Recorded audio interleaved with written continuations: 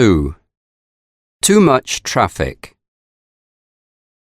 Many of the problems which face governments nowadays are international ones. Take traffic, for example.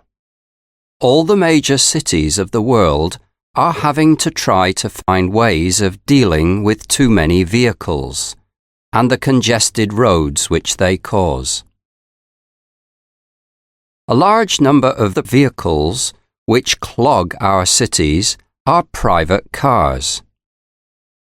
Motorists are very reluctant to leave their precious cars behind and go to work on public transport, despite the constant traffic jams.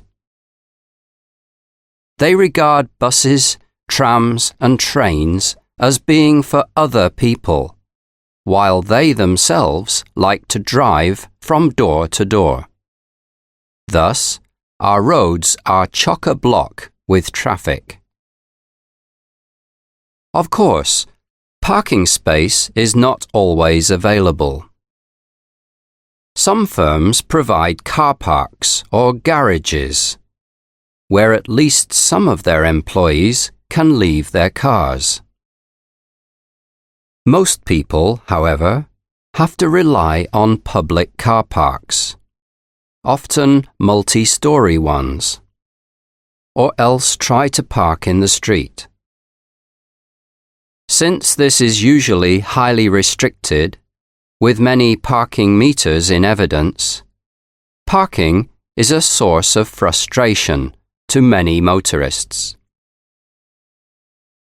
People who are otherwise quite law-abiding are apt to take a bit of a risk when it comes to traffic offences. Thus, they ignore both signs that say "no parking" and lines painted down the edge of the road, which indicate parking restrictions. Should they be away from their cars for longer than the amount of time allowed by the parking meter, they are not worried, until they see that the traffic warden has left a parking ticket on their windscreen, and realize that they will have to pay a fine. The authorities in more and more cities are trying to keep cars out of the city centre. With this aim, they have pedestrianised large areas and introduced park and ride schemes so that people will leave their cars at the city boundary and complete their journey by bus.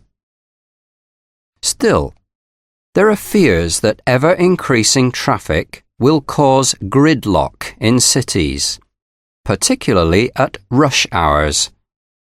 With so many tailbacks and bottlenecks on so many roads, motoring is no longer a pleasure. Why then do so many of us persist in using our cars?